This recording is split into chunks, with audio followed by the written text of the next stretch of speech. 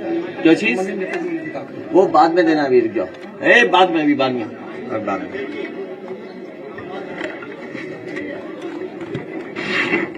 श्रीवास्तव जी कहाँ है? श्रीवास्तव जी बैठे? हाँ बस ठीक है, बैठ जाइए, बस हो गया तुम्हारा। दिखावा कम, काम ज्यादा। मैं प्रेस के लोगों का धन्यवाद देता हूं कि आज फिर हम और आप लोग बैठ करके बातचीत कर रहे हैं। पिछली बार जब मैं सैफई में था और उस दिन हम लोगों ने तय किया था कि 22 नवंबर 2026 को आज ही के दिन अगले वर्ष नेताजी का जो सैफई में मेमोरियल बन रहा है, जब पूरा बन जाएगा तो उसका उसी दिन उद्घाटन करेंगे हम लोग। आज फिर मैं बात, आज उनके जन्मदिन पे जब हम सब समाजवादी लोग याद कर रहे हैं कि 22 नवंबर 2026 को नेताजी का मेमोरियल का हम लोग उद्घाटन करेंगे, उसी में कार्यक्रम हमारा बड़ा होगा। आज जब नेताजी को हम लोगों ने याद करते समय लॉ यूनिवर्सिटी जो नेताजी ने कभी बनाई थी, यूपी में इतनी प्रतिष्ठित लॉ को लेकर के यूनिवर्सिटी नहीं थी, जो राम मनोहर लोहिया लॉ यूनिवर्सिटी बनी है वो नेताजी की ही बनाई हुई है। आज उनके बच्चों को मैंने सम्मान किया, जो बच्चे टॉपर्स थे, जिन्हें गोल्ड मेडल मिला था या कोई और मेडल मिला था, उन बच्चों को भी आज के दिन सम्मान दिया, क्योंकि वो लॉ यूनिवर्सिटी नेताजी की बनवाई थी, वो टॉपर थे। उन्हें आईपैड दे करके हम लोगों ने सम्मान देने का काम किया। जब हम आप बात कर रहे हैं उससे पहले बच्चे मिलकर के उनका सम्मान करके हमने उन्हें जाने दिया।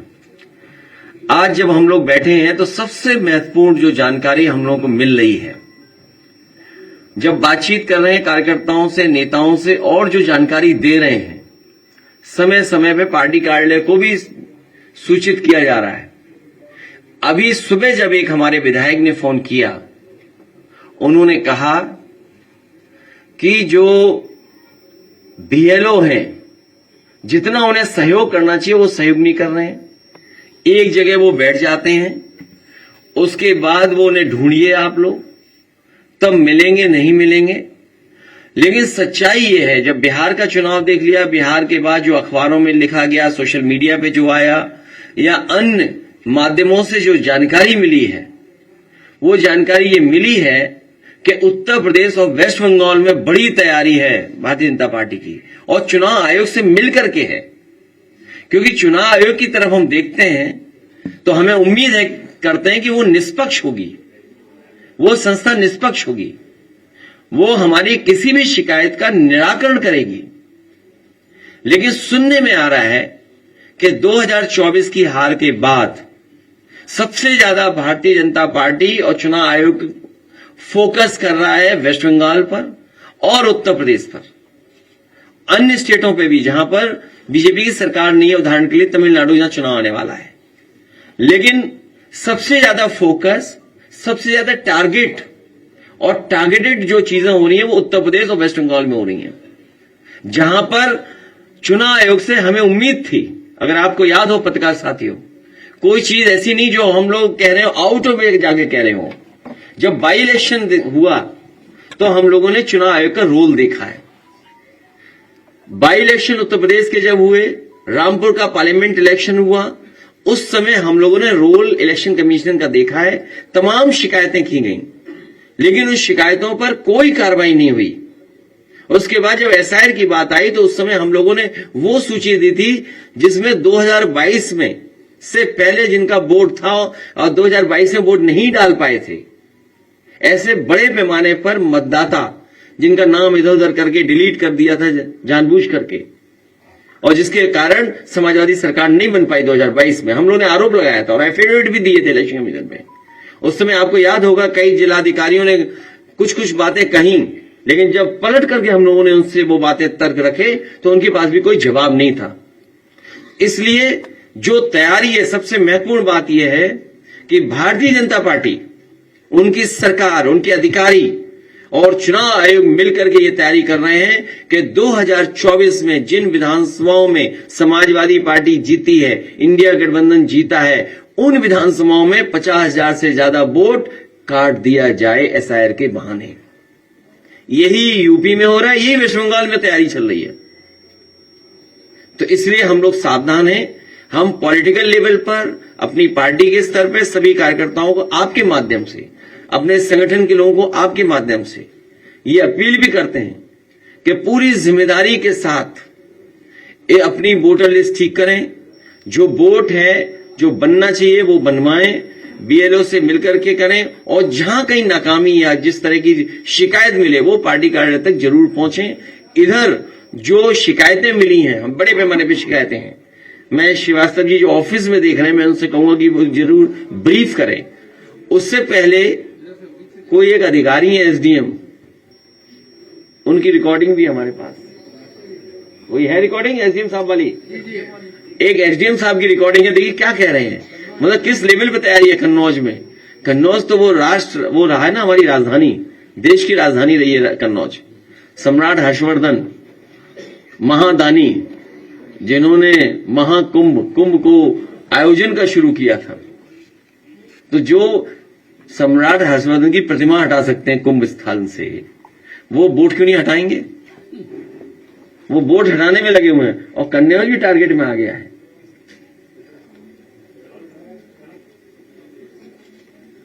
और मैं पहले भी बता चुका हूं कि पोस्टिंग ट्रांसफर पार्टी। हाँ चलाइए इस मैडम, एक ये शिकायत आ रही है कुछ बूथों पे, जो एसआईआर फॉर्म है जिनका 2003 में नाम है, उनको भी सी कैटेगरी में फीड कर रहे हैं, अपलोड कर रहे हैं बीएलओ। जो जी इसके लिए हम एक्चुअली एक मीटिंग भी करना चाह रहे थे जी ऑफिस में। इसमें दरअसल बात ये है, अगर आपके हो कोई और कार्यकर्ता वगैरह तो उनको बोलिएगा, उनको भी अगर ये डाउट हो तो ऑफिस में आके मिल लें, इलेक्शन ऑफिस में। इसमें दरअसल बात ये है कि जो मैपिंग होती है ना, मैपिंग जी 2003 और 2025 की, ये 2 इलेक्टोरल रोल्स है जी, एक 3 का एक 25 का जी।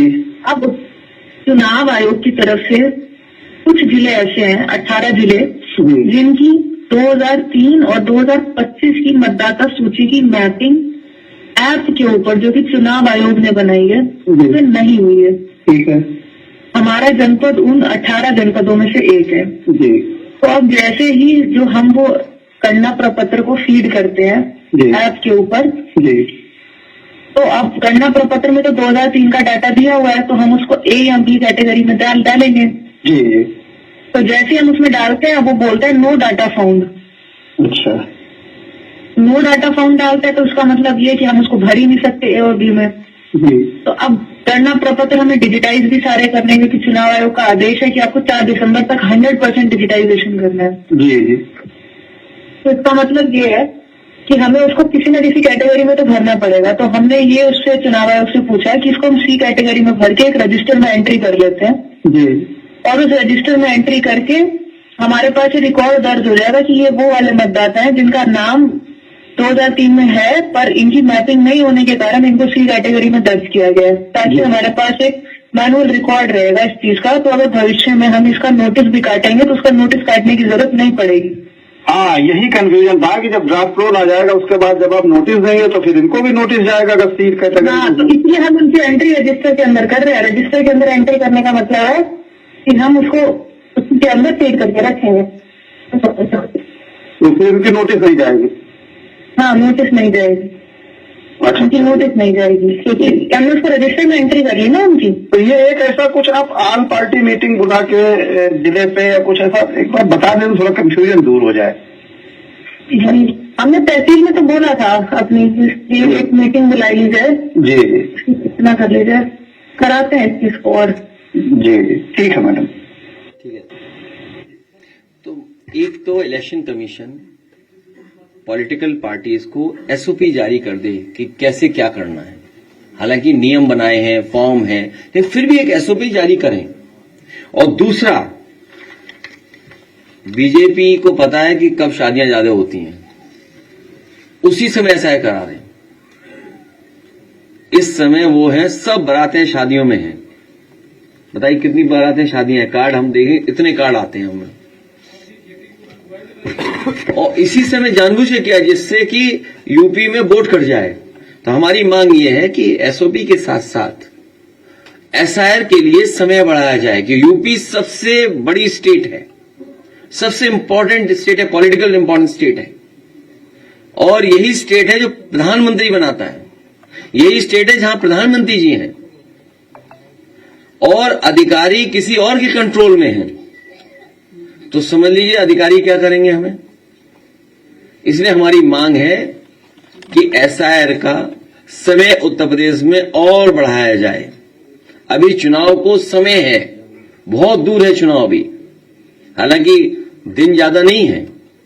चैट जीपीटी पे पूछे तो दिन कितने हैं, कोई पूछ के बताया हमें, कोई पूछ के बता दो। 415 दिन, 414 हो गए या एक दिन चला गया। तो आप सोचिए सितंबर में प्रचार शुरू होगा तो दिन कितने बचे हैं। इसलिए हम चाहते हैं समय बढ़ाया जाए जिससे कि यहां की वोटर लिस्ट ठीक बनाई जा सके।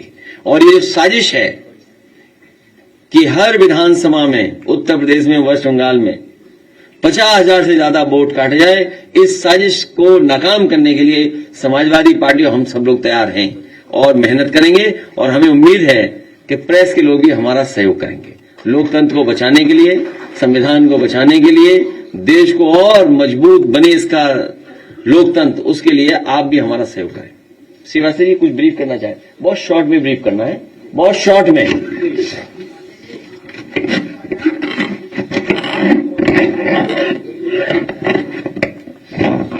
जो पॉलिटिकल वर्क है ना, अपना लिख के दे दोगे तो हम समाधान कर सकते हैं। माननीय राष्ट्रीय अध्यक्ष जी, इलेक्शन कमीशन ऑफ इंडिया ने 27 अक्टूबर 2025 को एसआईआर की घोषणा की थी और 4 नवंबर से एसआईआर शुरू हुआ है। इस बीच में मतदाताओं की संख्या 15,44,30,092 थी।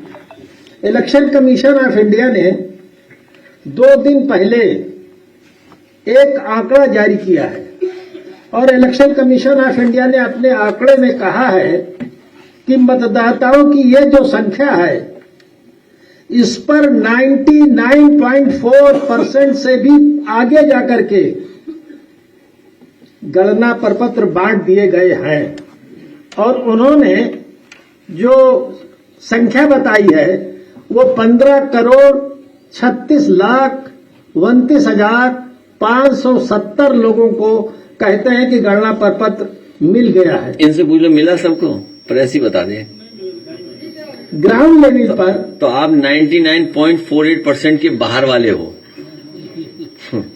ग्राउंड लेवल पर अगर हम इसको ठीक से और सरल समझना चाहें और सरल ढंग से, तो हर विधानसभा में सैकड़ों लोग ऐसे मिल जाएंगे जो कहेंगे कि हमें गणना प्रपत्र नहीं मिला है। विधानसभा के स्तर पर, जनपद स्तर पर हजारों लोग ऐसे मिलेंगे जो कहेंगे कि गणना प्रपत्र हमको नहीं मिला है। और उत्तर प्रदेश स्तर पर कई लाख मतदाता ऐसे मिलेंगे जो कहेंगे कि आज तक हमें गणना प्रपत्र नहीं मिला। ऐसी संख्या कई लाखों में है। इसलिए है कि जो बीएलओ हैं वो पिछड़े, अति पिछड़े मुस्लिम आबादी में नहीं जा रहे हैं और दलितों की आबादी में भी नहीं जा रहे। और ये लोग न तो मुस्लिम इलाके में जा रहे हैं, न पिछड़े इलाके में जा रहे हैं, न अति पिछड़े में जा रहे हैं, न दलितों में जा रहे हैं। ये बीएलओ रूलिंग पार्टी के जो वर्कर, रूलिंग पार्टी के जो नेता हैं, जो कोटेदार हैं, जो नगर निगम के पार्षद हैं, जो पंचायत के सदस्य हैं और जो प्रधान हैं, उनके यहां बीएलओ बैठ जाते हैं और फोन करके कहते हैं कि आओ और अपना फॉर्म ले लो। इलेक्शन कमीशन ऑफ इंडिया के स्पष्ट डायरेक्शन है कि बीएलओ घर घर जाएगा और 2 गणना प्रपत्र देगा, उसकी रिसीविंग लेगा, जब भर जाएगा तो उसको वापस लेगा। ये इलेक्शन कमीशन ऑफ इंडिया के डायरेक्शन है। लेकिन जब कोई मतदाता फोन करता है बीएलओ को कि आइए हमको फॉर्म दीजिए, तो बहुत से बीएलओ कह रहे हैं कि मैं आ नहीं सकता, व्हाट्सएप से आपको भेज सकता हूं। यह स्थिति ग्राउंड लेवल पर चल रही है। और इसके साथ साथ देखिए, एक चीज ये जानना है कि बिहार में जब एसआईआर शुरू हुआ था तो वहां मतदाताओं की संख्या 7,89,00,000 थी, और जब ड्राफ्ट रोल प्रकाशित हुआ तो उसमें 65 लाख लोगों के नाम ड्राफ्ट रोल में बिहार में कटे। और जिन 65 लाख लोगों के नाम कटे उनके नाम दोबारा जुड़ नहीं पाए, और जब मतदान हुआ तो ऐसे 65 लाख लोग वहां वोट नहीं डाल पाए। तो बिहार की संख्या 7,89,00,000 और हमारे यहाँ की संख्या 15,44,00,000 लगभग दूनी है। अगर हम इसकी बिहार से तुलना करेंगे तो हमारे यहाँ उत्तर प्रदेश में 1.5 से 2 करोड़ मतदाताओं का नाम कट सकता है। और बिहार में जो नाम काटे गए 80% नाम आरजेडी के काटे गए, और जो 20% थे उसमें सीपीआईएमएल और जन स्वराज पार्टी वगैरह वगैरह के नाम काटे गए। और ये जो नाम काटे गए उसमें एक भी आदमी वोट नहीं डाल पाया। कुछ गंभीर शिकायतें हैं, हम आपके बीच में रखना चाहते हैं। 76 अलीगढ़ विधानसभा में 2003 की मतदाता सूची नहीं है। माननीय राष्ट्रीय अध्यक्ष जी के निर्देश पर इसकी लिखित शिकायत इलेक्शन कमीशन ऑफ इंडिया से की गई, और आज 19-20 दिन बीत गए और आज तक 2003 की मतदाता सूची वहां पर उपलब्ध नहीं है। इसी तरह से भोगांव विधानसभा में बूथ नंबर 222 में 400 मतदाता लापता है। इसी तरह से फर्रुखाबाद सहित लगभग 3 दर्जन जनपदों में या तो पूरी की पूरी मतदाता सूची 2003 की नहीं है, और अगर किसी बूथ पर है तो उस बूथ के सैकड़ों मतदाताओं का नाम ही लापता है। इस तरह की लापरवाही हो रही है। लखनऊ पूर्वी का बूथ नंबर 103, बूथ नंबर 131 पर, ये दोनों पर एक ही मतदाता दोनों बूथों पर दिखाई दे रहे हैं। इससे लगभग 1100 मतदाता लापता हो गए हैं। और सबसे महत्वपूर्ण चीज ये है कि इलेक्शन कमीशन ऑफ इंडिया ने कहा था कि एसआईआर शुरू होने से पहले बीएलओ को ट्रेनिंग दी जाएगी। शिकायतें आ रही है कि तमाम ऐसी विधानसभाएं हैं जहां बीएलओ को ट्रेनिंग ही नहीं दी गई, और जब बीएलओ को ट्रेनिंग नहीं दी जाएगी तो वो पूरी प्रक्रिया को नहीं समझ पाएंगे और ये फार्म भी नहीं भर पा रहे हैं। इसी तरह से इलेक्शन कमीशन ऑफ इंडिया ने कहा है कि राजनैतिक दलों के जो बूथ लेवल एजेंट हैं, ईआरओ बीएलए को भी ट्रेनिंग देगा, लेकिन उत्तर प्रदेश में कहीं भी राजनीतिक दलों के बूथ लेवल एजेंट को ट्रेनिंग नहीं दी गई। और सबसे महत्वपूर्ण बात है बिना तैयारी कि बीएलओ पर काम का इतना प्रेशर है कि पश्चिम बंगाल में बीएलओ ने आत्महत्या की, तमिलनाडु में बीएलओ ने आत्महत्या की, राजस्थान में बीएलओ ने आत्महत्या की, गुजरात में बीएलओ ने आत्महत्या की, और केरल में जब बीएलओ ने आत्महत्या की तो केरल राज्य के सभी बीएलओ हड़ताल पर चले गए कि हम काम नहीं करेंगे। अब सबसे महत्वपूर्ण चीज ये है कि जो गणना प्रपत्र बीएलओ बांट नहीं रहे हैं और डीएम ईआरओ के प्रेशर पर टारगेट पूरा करना है। तो डीएम और ईआरओ ने ये कहा कि गणना पत्र नहीं बांट पा रहे हो तो आपके हाथ में जो मोबाइल है, उस मोबाइल में जो ऐप है बीएलओ ऐप, उससे फार्म डिस्ट्रीब्यूटेड को क्लिक करना शुरू करो और बीएलओ फार्म बिना बांटे अपने मोबाइल ऐप से डिस्ट्रीब्यूटेड क्लिक करते चले गए और इलेक्शन कमीशन ऑफ इंडिया का डाटा पूरा होता गया कि फार्म सब डिस्ट्रीब्यूट हो गए। अब उनके सामने समस्या ये है कि बीएलओ के पास जो किट है, उस किट में फार्म रखे हैं और बीएलओ ऐप से डिस्ट्रीब्यूटेड हो गया है। अब डीएम दबाव बना रहे हैं कि इसकी रिसीविंग, सबमिटेड और कलेक्शन की रिपोर्ट लगाइए।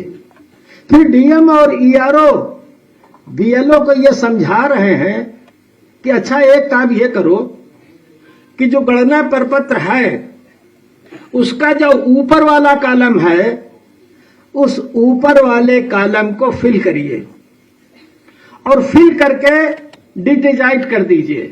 तो इससे यह होगा कि मतदाता तक तो फॉर्म नहीं पहुंचा, मतदाता को पता ही नहीं चला और बीएलओ ने पहले कॉलम को भर के कोटा पूरा कर दिया।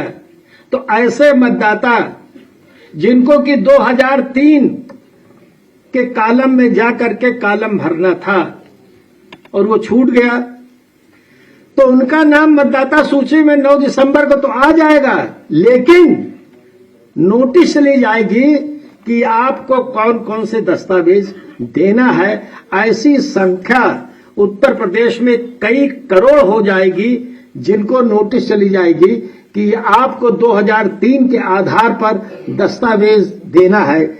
ये गड़बड़ी इलेक्शन कमीशन ऑफ इंडिया में हो रही है।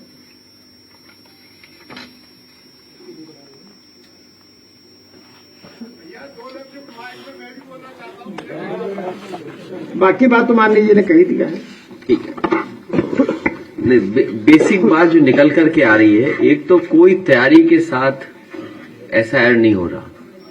इलेक्शन कमीशन ने कोई खास तैयारी नहीं की और जहां बीएलओ को ट्रेनिंग मिलनी चाहिए थी, बीएलओ को ट्रेनिंग भी नहीं मिली और फिर बीएलओ पे दबाव बनाया जा रहा है। अब बीएलओ खुद परेशान है, बीएलओ बड़े पैमाने पर परेशान है कि करें क्या। ट्रेनिंग नहीं होना, उनका पूरी तैयारी से नहीं काम करना और उन पे अब क्योंकि दबाव बन गया है, दबाव बनाया जा रहा है और जैसे जैसे टाइम कम बचेगा तो दबाव और बढ़ेगा। क्योंकि जब आप डेटा दिखाते हैं इलेक्शन कमीशन तो 99.48% आप डिस्ट्रीब्यूट कर चुके हो फॉर्म, तो इसका मतलब डेटा में फिर हेराफेरी कर देंगे लोग और कह देंगे यूपी में बन गया वोट सबका या नहीं वोट है और नहीं वोट बना है, और जो उन्हें अपना करना है खेल, जो डकैती, वो अपना कर लेंगे, 50,000 से ऊपर वोट काट देंगे। तो अब जब जनता में हारने लगे, मुद्दों में हारने लगे, विकास किया नहीं है, तो नया तरीका निकाला एसआईआर। कौन सा विकास कर दिया इन्होंने? देंगे ऑपरेशन थिएटर से भागना पड़ रहा है मरीजों को। क्या हालत है बताओ आप, ये हालत है सोचिए। और करप्शन तो आप जानते हो किस लेवल पे है करप्शन, हाईएस्ट करप्शन है, पीक पे। इतना करप्शन कभी उत्तर प्रदेश में नहीं हो जो हो रहा है। तो जब ये सब मुद्दों का सामना नहीं कर पा रही है सरकार और अब समय बचा नहीं सरकार के पास,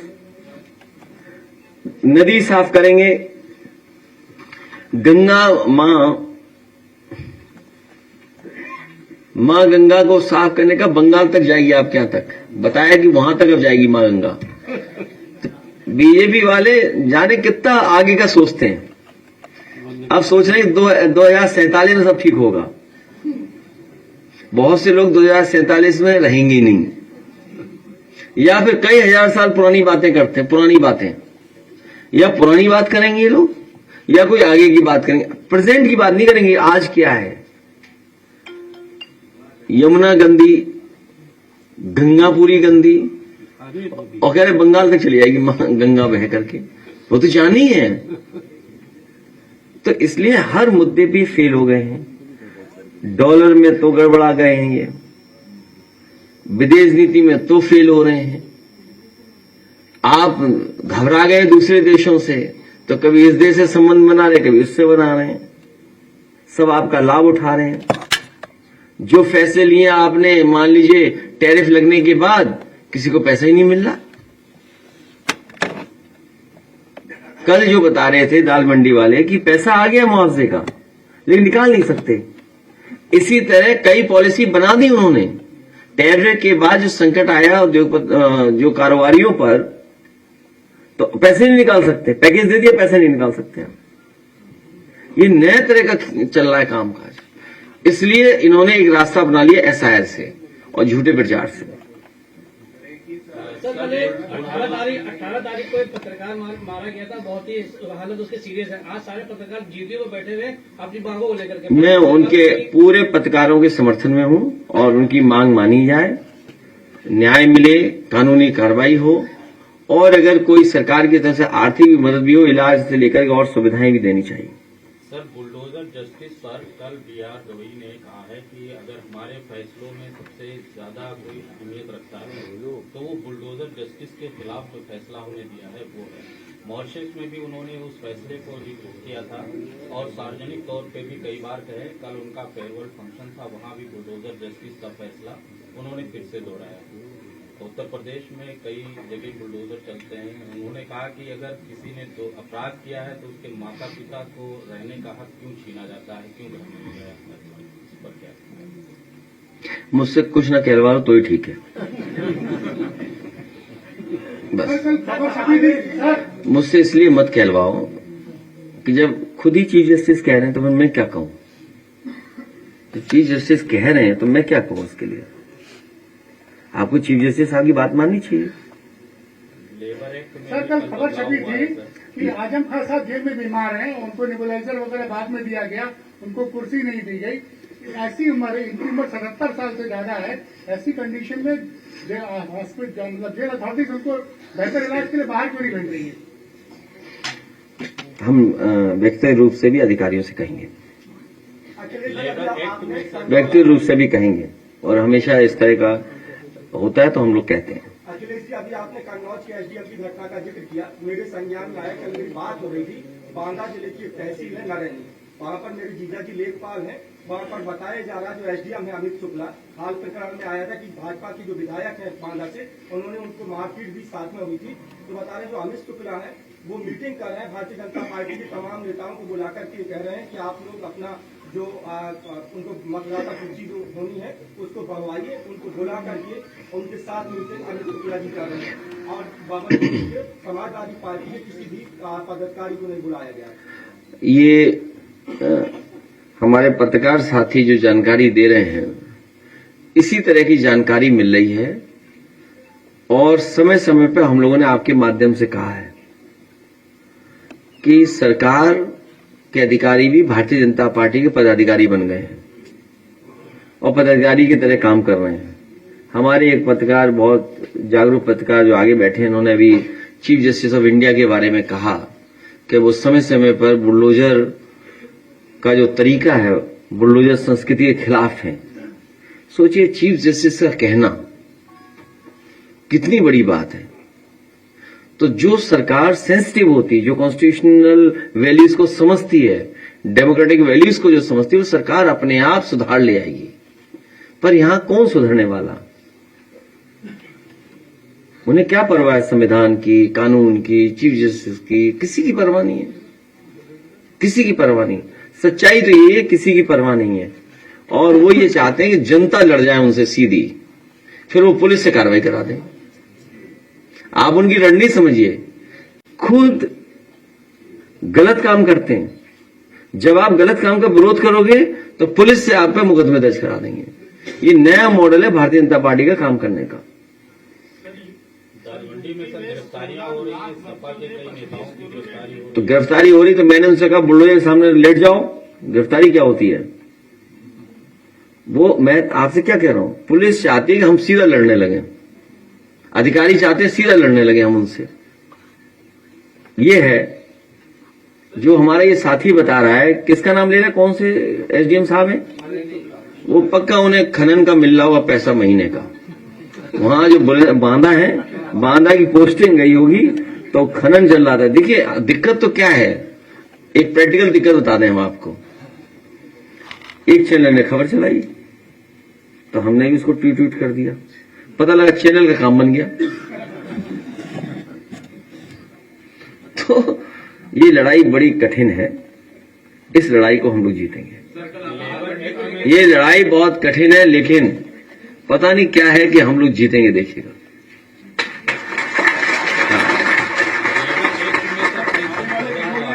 ऐसा संशोधन है, कोविड के बाद आपका वेतन नहीं बढ़ा है। ये संशोधन ऐसा है, कोविड के बाद आपका ही वेतन नहीं बढ़ा है, दिखाने के कुछ और है, और हमारे मजदूर भाइयों का सत्यानाश कर देंगे सब कानून। ये उद्योगपतियों के लिए बने हैं, उद्योगपतियों के कंट्रोल में सब चीजें चली जाए। और आपको दिखाई नहीं दे रहा सब क्या क्या हो रहा दुनिया देश में? अभी हम कुछ कह दें तो कहेंगे देश विरोधी हैं। क्यों? क्या आपने टीवी पे नहीं देखा क्या घटना हुई? अभी एक हमने पायलट खो दिया। अगर हम बोलते हैं तो कहेंगे बताइए ये देश के खिलाफ में विरोधी हैं। याद कीजिए, आप याद है फतेहपुर में किसी से दुख में कोई शामिल होने गया था? राहुल गांधी जी क्या कर रहे थे? अधिकारी और बीजेपी के लोग क्या कर रहे थे? आपको पता होगा ना। तो ये समझ लो, कुछ कह दोगे आप तो कहेंगे देखिए आप देश विरोधी हैं आप लोग।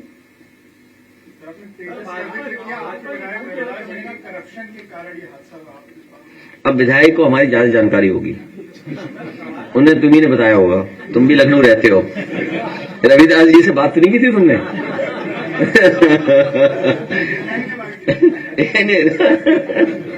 रविदास जी हमारे बहुत लोकप्रिय विधायक हैं, बहुत क्रांतिकारी विधायक हैं, तो उन्होंने कोई जानकारी हुई होगी। लेकिन ये देश को ठेस पहुंचाता है। सोचिए वर्ल्ड के वहां पे इतना बड़ा शो हो रहा हो, इतना बड़ा शो हो रहा हो, अब कब रिकवर करोगे आप उस चीज से? अब नहीं रिकवर कर पाओगे। इसलिए हर चीज तैयारी के साथ करनी चाहिए, पूरी फुल फ्लैश तैयारी होती है हमारी। हादसे हो जाते हैं, घटनाएं हो जाती हैं, लेकिन तैयारी के साथ। सोचिए हम कब रिकवर कर पाएंगे? ये जो घटना हुई है, पायलट तो कभी नहीं मिलेगा हमें वापस। बस वो उसके परिवार का दुख तो है ही है, देश का भी बहुत बड़ा नुकसान हुआ है। आप जीतने की बात करते हैं और भारतीय जनता पार्टी 2047 तक अपना फिर से सुनिश्चित कर लिया है। वो खुद ही नहीं रहेंगे यहाँ पे धरती पे, बातें कर रहे हैं बेमतलब की। अरे किसके बारे में कह रहे हो तुम रहोगे 2047 तक तो खुद ही थे रहोगे। उम्र हमें दिखाई दे रही है, सर पे बाल नहीं है आपके। अच्छा जीतेंगे नहीं, ना बंगाल जीतेंगे ना यूपी जीतेंगे, मैं आपको बता दे रहा हूं। इसी देखिए ये सही कह रहे हैं बीजेपी। ये कभी सीरियस मत लेना किसी बात को। मैं फिर रिपीट कर दूं, नहीं क्लियरिटी होगी तो इसमें हमारी आपकी नाराजगी कभी नहीं होगी। हमारा आपसे किसी से झगड़ा नहीं है। अगर मैं कुछ कहता हूं तो जो आपके पीछे के पीछे जो बैठे हैं उनसे झगड़ा है, समझिए बात को, आपसे नहीं झगड़ा है। एक सवाल ये था कि भारतीय जनता पार्टी की बूथ लेवल तुम तो हमारे समर्थक हो। नहीं, ये जो साथी कह रहे हैं सही कह रहे हैं कि बीजेपी 47 की बात कर रही है, अपना मैनिफेस्टो खुद नहीं पढ़ते वो लोग। दुख इस बात का है कि जो मैनिफेस्टो वो बनाते हैं एक इलेक्शन के लिए, वो खुद ही नहीं पढ़ते उसको। तो एक काम करें ना भारतीय जनता पार्टी, 2047 क्यों, 100 साल और जोड़ दो। हम भी अपना एक मैनिफेस्टो जारी कर देंगे 100 साल बाद वाला, उससे क्या फर्क पड़ता है? अगली पीढ़ी देखेगी, समझेगी। तो क्या हुआ 2047 का मतलब फिर हमें 100 साल और आगे बढ़ाना तो क्या है? 2147 का समाजवादी पार्टी अपना मैनिफेस्टो जारी करेगी। बीजेपी से सीख करके 2147 का हम लोग भी विजन डॉक्यूमेंट जारी करेंगे। और किसी साधु संत से और अच्छी राय लेकर के उसके और 100 साल बाद वाला भी जारी कर देंगे। किस शांति रखो, तुम्हें बेमतलब में बैठा लिया हमने। ये टिकट मांगने आई हैं, विधानसभा बिल्कुल लखनऊ के पास ही है, वहां एसआईआर कराई जाएगी ना, टिकट नहीं मिलेगी। टिकट नहीं मिलेगी, या लखनऊ में रहोगी तो टिकट नहीं मिल सकती।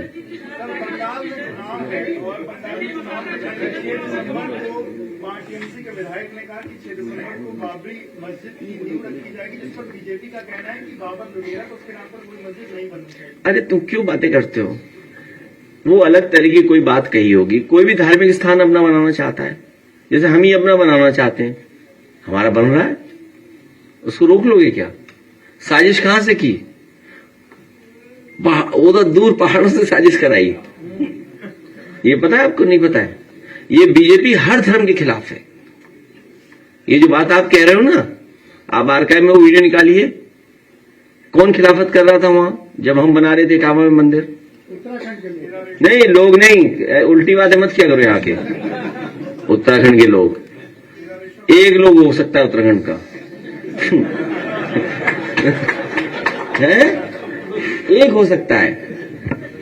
जब हम बना रहे थे, और मैं सच्चाई बता दूं, चलो ये बात हमारी इनकी कोई सेटिंग नहीं थी ना, हमारे सेटिंग से आएंगे।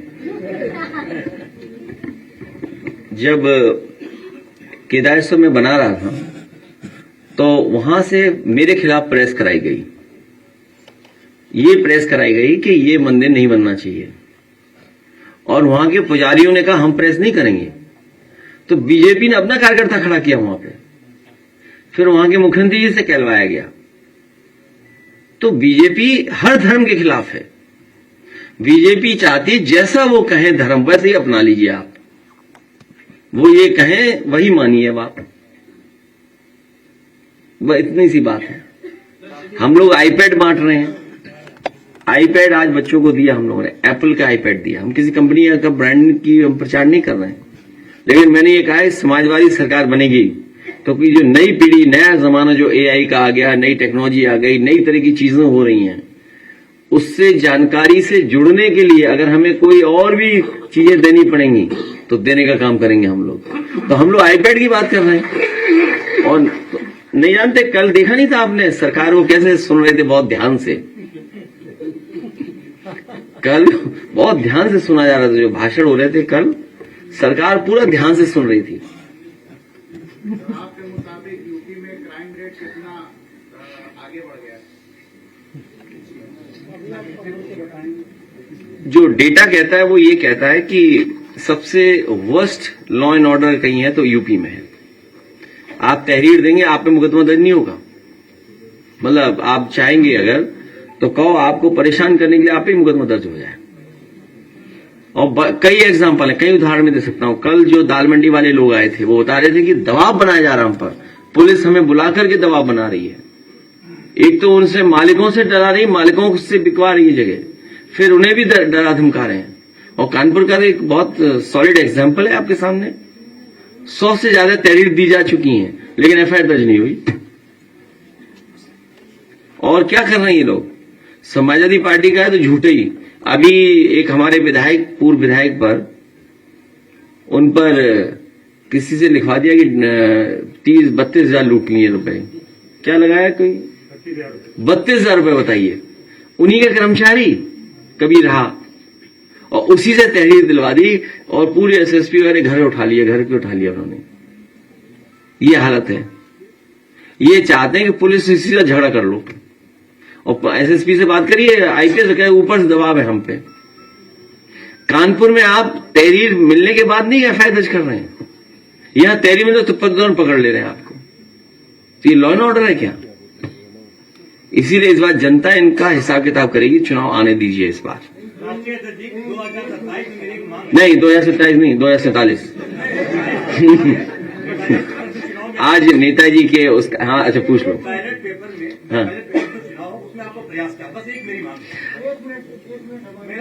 हाँ, ये भी जोड़ देंगे उन्हीं से, दोनों एक ही उम्र के हो। बताओ, टोपी नहीं है तुम्हारी? खरीदो भाई टोपी, हमें बताना कहाँ मिलती है? हम बुलवाएंगे अभी। जी जी जी। नेताजी को संघर्ष के लिए जाना जाता है। समाजवादी संघर्ष के रास्ते से देश और समाज को जोड़ने का नया रास्ता निकालते हैं। ठीक है। आपने इतनी बातें कही, आपने आज कौन सा ऐसा संदेश अपने कार्यकर्ताओं को दिया? ठीक है। समाजवादी इन समस्याओं को दूर करें। बहुत महत्वपूर्ण सवाल इन्होंने किया है। एक ही हम कार्यकर्ताओं को और साथियों से निवेदन कर रहे हैं, आज जब नेताजी को हम सब लोग मिलकर के याद कर रहे हैं, नई तरह की लड़ाई छिड़ी हुई है, नए तरह से इलेक्शन लड़े जा रहे हैं। भारतीय जनता पार्टी वो नहीं जो पहले थी, और भारतीय जनता पार्टी का हमें वो याद रखना चाहिए। कुछ साथियों ने सुना होगा, कुछ साथियों ने नहीं सुना होगा। हमें बहुत समझदारी से, बहुत तैयारी से, बहुत सूझबूझ से चुनाव लड़ना है। और भारतीय जनता पार्टी की वो बात याद रखनी है कि हमने कांटे से कांटा निकाल दिया। कुछ लोगों को याद होगा जब नेताजी को हटाने के लिए भारतीय जनता पार्टी ने, उनके नेताओं ने कहा कि हमने कांटे से कांटा निकाल दिया। इसलिए ऐसे समय पर हमें यही संकल्प लेना है कि एसआईआर, और हमें आपको उन्होंने 3-4 महीना उलझा दिया है। बीएलओ उनकी सुन रहा है, अधिकारियों की सुन रहा है, उनके घर जाकर के फॉर्म दे रहा है, उनके सब काम कर रहा है। तो हमें जो लिखा पढ़ी में उलझाया है, तो हमें लिखा पढ़ी में भी जीतना है। अपना बोर्ड बनवा करके तैयारी रखनी है। बाकी जब चाहोगे संघर्ष के लिए, तब हम तैयार हैं। और हमने अपने कार्यकर्ताओं से कहा है, कई ऐसे मौके आए जहां हमें ही कदम उठाना पड़ा, और हम ये जानबूझ करके इसलिए उठाते हैं कि हम अपने कार्यकर्ताओं को बचा रहे हैं, पार्टी को बचा रहे हैं। हम जब चाहे तब जहां से कहो वहां से कूद जाएंगे। बताओ कहां से कूदना है? लेकिन हमें चुनाव जीतना है। कूदने में भी मुकाबला नहीं कर पाएंगे। कुछ लोगों का पहनावा ऐसा है, कूद ही नहीं पाएंगे कहीं। इसलिए आज मैं संदीप यादव को बधाई दूंगा। एक और साथी हैं जो एक भेंट करना चाहते हैं किताब। संदीप यादव, बधाई इनको कि ये अपने तरफ से कुंभ में भी बहुत इन्होंने सेवा की लोगों की। नेताजी के नाम पर इन्होंने एक स्थान बनाया था, हाँ, प्रतिमा लगा करके लोगों को जोड़ा और सेवा बहुत की। अपना धर्म यही सिखाता है, सेवा। और बहुत सारे धर्म सेवा ही बताते हैं कि अगर हम सेवा करते हैं, वो सबसे बड़ी धर्म का रास्ता है। इसलिए इन्होंने आज बाहर लगाया था दूध का स्टॉल। तो हमने कौन जाएगा बाहर दूध पीने, हमने तुम हमारे हॉल में बंटवाइए। उससे पहले जब तक ये तैयारी कर रहे हैं अपने मिल्क की, काऊ मिल्क, मिक्स्ड मिल्क, इनका तो मिक्स्ड मिल्क होगा। तो नेताजी का जो स्मारक बन रहा है उसका एक वीडियो है। एक हमारे बहुत पुरानी इंडिया आइडल की उनकी एक टीम ने गाना बनाया है, एक एआई से गाना बनाया है। तो आप एआई का पहले सुनाएं कि इन लोगों का पहले सुनाएं? आ जाते हैं, ठीक है। एआई का अच्छा हो, कौन बोला? हाँ जी जी। अरे आप बहुत टेक्नोलॉजी हो गए हैं। एक नेताजी का 1.5 मिनट, वो बात है, वो बात है, या बाद में नहीं, बहुत लंबा हो जाएगा। तो मिल्क पीते रहेंगे और वीडियो चलते रहेंगे। So you make the sequence then. एक give it to Naved, Ashish को बोलो सीक्वेंस बना लेंगे। तो पहले नेताजी का स्मारक सुनिए, पहले नेताजी वाले स्मारक वाला जो नया वीडियो बना है वो, और सेकेंड फिर एआई का गाना जो बना है, फिर इनका इंडिया आइडल, फिर इनका नवेद का।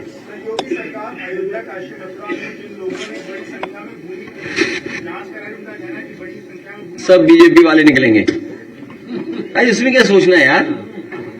नहीं, अगर देखिए एक मिनट, हाँ, ये बड़ा इंपॉर्टेंट है। लो, हो सकता है मैं पॉलिटिकली रॉन्ग हूं, मैं तब ये बात कह रहा हूं जब मैं पॉलिटिकली रॉन्ग हूं, ठीक है? ये बात मैं तब कह रहा हूं पॉलिटिकली रॉन्ग हो सकता हूं मैं। ये झगड़ा इंजन का है, इसकी वजह से जांच हो रही बस। जो ये पूछ रहे हैं अयोध्या में जमीनों की बता रहे, ये पत्रकार साथी हमसे पूछ रहे हैं। हाँ, अयोध्या की बात कर रहा हूं मैं केवल। हमारे अगर पत्रकार साथी चैनल भूल जाते तुम्हारा, एबीपी न्यूज, बहुत बधाई एबीपी न्यूज को, बड़ी हिम्मत करके सवाल पूछ रहे हैं। मुझे उम्मीद है कि एबीपी चैनल जिन रजिस्ट्रियों की जांच हो रही है उन सभी रजिस्ट्रियों को जारी करेंगे, और अगर ये जारी नहीं करते हैं तो मुझे लगेगा ये भी सरकार से मिल गए हैं। रवि जी, इधर आप बहुत दिनों से टेक्नो सेवी हो गए, AI, artificial intelligence, chat GPT की बात करते हैं, ऑडियो वीडियो दिखाते हैं, इसका इंस्पिरेशन कहाँ से है? और नहीं, ऐसा है, कुछ चीजें सेंस ऑफ ह्यूमर। ओ, 2 बच्चे भी आए, आइए इधर आगे आ जाओ। ये सीखने का समय है। देखिए, नई चीज आए तो सीखना चाहिए। और वो कहावत ठीक है ना, गंगा गए तो गंगादास, जमुना गए तो जमुनादास। तो अगर AI आ गया तो AI पे बात करेंगे, चैट जीपीटी आई तो चैट जीपीटी से जानकारी कर लेंगे। चैट जीपीटी पे कुछ सवाल पूछ लो। इधर आगे आ जाओ बेटा, आगे दिखोगे या छिप जाओगे। ये देखिए, बस इन्हें टोपी लगानी है, पर समाजवादी बन गए। लड्डू देना है, लड्डू दो बेटा। अरे ये बहुत दिनों से नेताजी के समय से बैंड में आ रहे हैं क्या? ठीक, नहीं ठीक नहीं, ठीक बेटा। क्या नाम है, क्या नाम है? हार्दिक। अच्छा देखो उधर देखो, फोटो खींच देगा। ठीक है, ए लगाइए गाना नेताजी स्मारक वाला पहले हम थोड़ा लाइक ऑफ कर देना।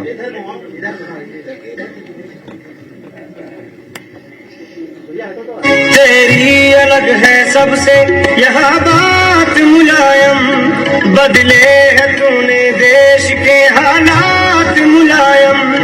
जो रह गए हैं काम अभी शेष करेंगे, जो रह गए हैं काम अभी शेष करेंगे। रोशन तुम्हारा नाम अखिलेश करेंगे, जिंदा रहेंगे तेरे ख्यालात मुलायम। तेरी अलग है सबसे यह बात मुलायम, बदले है तूने देश के हालात मुलायम।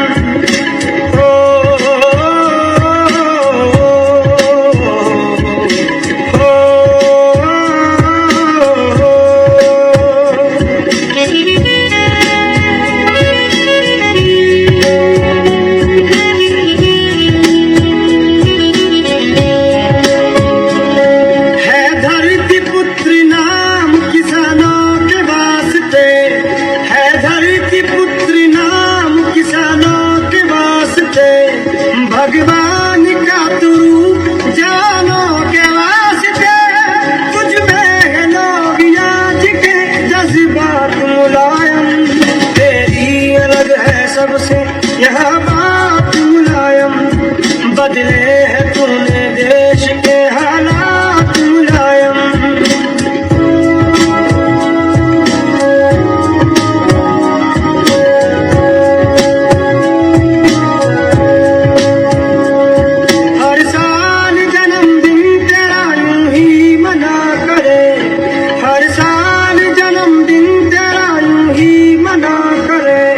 साया तेरा सरों पे हमारे बना रहे, मिलती रहे हमेशा ये सौगात मुलायम। तेरी अलग है सबसे यह बात मुलायम, बदले है तूने देश के हालात मुलायम।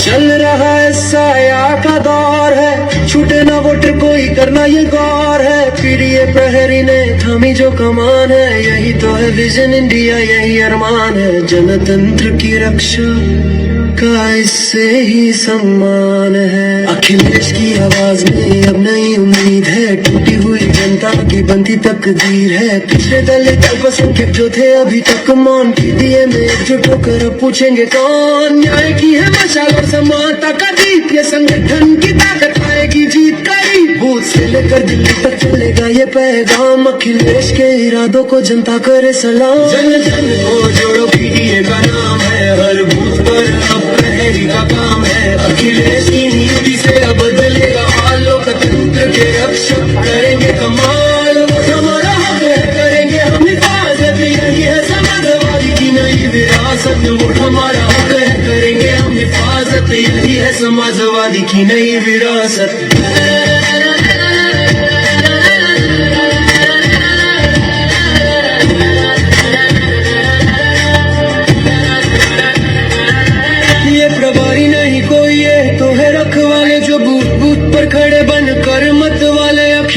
ने सौंपी है इनको ये जिम्मेदारी, वोटर लिस्ट की करनी है पहरेदारी। इंचार्ज बनकर गाँव गाँव ये फिरते हैं, कदम कदम पर सच्चाई ये खुद ही लिखते हैं। कोई नाम न कट जाए, कोई हक न छूटे, ये अखिलेश का देश है, सारे भ्रम टूटे। जन जन को जोड़ो पीडीए का नाम है, हर बूथ पर अब प्रहरी का काम है। अखिलेश की नीति से अब बदलेगा हाल, लोकतंत्र के रक्षक करेंगे कमाल। हमारा हक है, करेंगे हम हिफाजत, यही है समाजवादी की नई विरासत। ये हमारा हक है, करेंगे हम हिफाजत, यही है समाजवादी की नई विरासत। ये संगठन की शक्ति है, ये जनता प्यार, अखिलेश के संग मिल के फिर कर दो हुंकार। पिछड़े दलित अल्पसंख्यक हर हाथ तब उठे, जुल्म और बेईमानी का पर्दा फिर हटे। सपा का झंडा लेकर चल पड़ा कारवां, लोकतंत्र की जीत का होगा ये मकान। हर गरीब का बेटा अब वोट डाले जाए, अखिलेश की उम्मीदों को ऐसे सफल बनाए। जन जन को जोड़ो पीडीए का नाम है, हर बूथ पर अब प्रहरी का काम है। अखिलेश की नीति से अब बदलेगा हाल, लोकतंत्र के रक्षक करेंगे कमाल। हमारा हक है, करेंगे हम हिफाजत, यही है समाजवादी की नई विरासत। ये हमारा हक है, करेंगे हम हिफाजत, यही है समाजवादी की नई विरासत।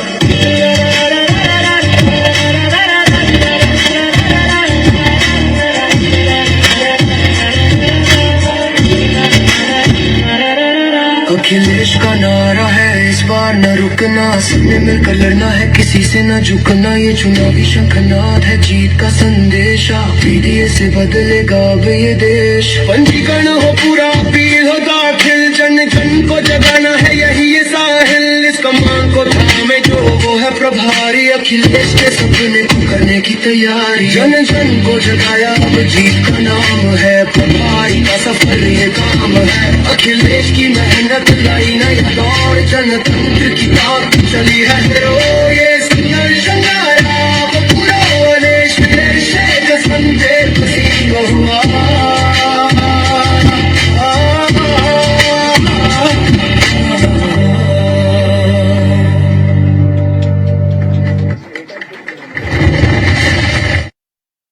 तेरी अलग है सबसे यहाँ बात मुलायम, बदले है तूने देश के हालात मुलायम।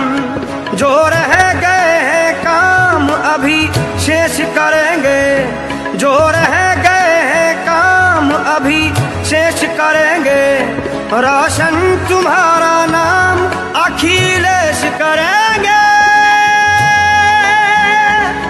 जिंदा रहेंगे तेरे ख्यालात मुलायम। तेरी अलग है सबसे यहाँ बात मुलायम, बदले है तूने देश के हालात मुलायम।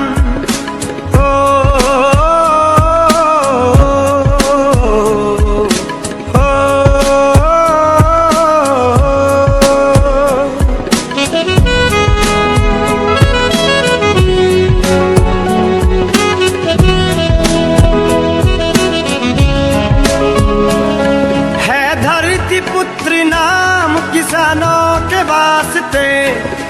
धरती पुत्र नाम किसानों के वास्ते, भगवान का तो रूप जवानों के वास्ते। तुझ में है लोग याद के जज्बात मुलायम, तेरी अलग है सबसे यहाँ बात मुलायम। बदले है तूने देश के हालात मुलायम।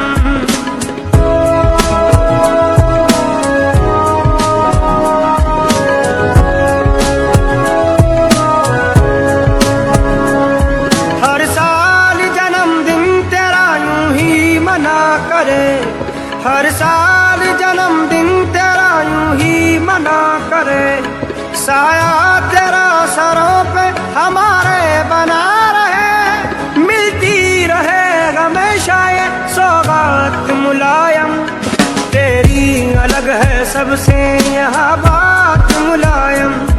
बदले है तूने देश के